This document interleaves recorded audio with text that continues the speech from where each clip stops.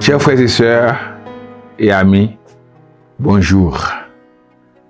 C'est pour nous un plaisir de nous rencontrer autour de la parole du lundi que nous trouvons aujourd'hui dans le livre de Jean, le 8e chapitre du 32e verset au 36e verset. Il est écrit: vous connaîtrez la vérité et la vérité vous affranchira. Ils lui répondirent: nous sommes la postérité d'Abraham et nous ne fûmes jamais esclaves de personne. Comment dis-tu, vous deviendrez libres? En vérité, je vous le dis, leur répliqua Jésus, quiconque se livre au péché est esclave du péché. Or, l'esclave ne demeure pas toujours dans la maison, le Fils y demeure toujours. Si donc le Fils vous affranchit, vous serez réellement libres. Jésus était en train de discuter avec les Juifs, les pharisiens et les autres qui se croyaient ou bien qui vivaient dans l'illusion d'être libres, dans l'illusion d'être vraiment affranchis. Ça nous arrive aussi de croire que nous vivons de la vraie liberté. Demain, ce sera le 14 juillet. Les Français ont lutté pour faire la révolution, pour devenir vraiment libres, parce qu'ils étaient tous sujets du roi. Il n'y avait pas de vraie liberté. Ils se croyaient vraiment libres.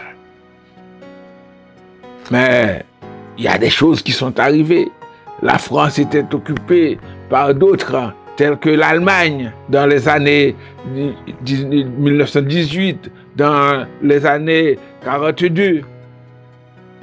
Cela nous démontre que l'on ne peut pas obtenir la vraie liberté. Haïti, il a lutté en 1804 pour prendre son indépendance, pour proclamer la liberté des Noirs, des Mulattes et de tout le monde qui se trouve sur ce pays. On croyait atteindre la liberté. Mais on vivait dans l'illusion. Parce qu'il y a des personnes qui nous empêchent de vivre. Il y a des nations, des grandes puissances qui empêchent de vivre vraiment la liberté acquise par les aïeux. Alors, c'est ce qui est arrivé aux Juifs.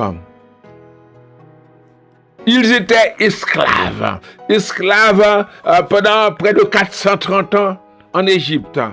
Ils étaient déportés en Babylone pendant près de 70 ans. Et à l'époque où Jésus leur parlait, ils étaient sous la domination romaine.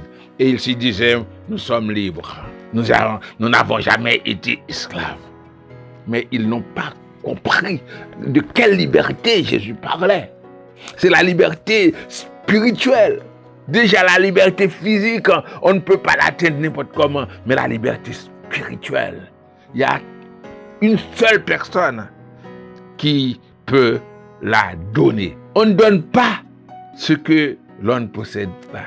Le diable a mis l'univers, le monde sous l'esclavage de la mort, l'esclavage du péché. Mais Jésus, il est venu. Il a payé le prix de la rédemption, le prix de la liberté. Il a fait le rachat de l'homme. C'est en croyant en lui qu'on devient vraiment libre. Vous et moi, nous devons croire en Jésus-Christ. Moi, je crois en lui. Mais vous qui m'écoutez, je vous invite à croire en lui pour pouvoir obtenir la vraie liberté. Si le Fils vous affranchit, vous êtes réellement libre. Sinon, vous demeurez dans l'esclavage du péché, l'esclavage du diable, que personne d'autre ne peut vous ôter. Que Dieu vous bénisse.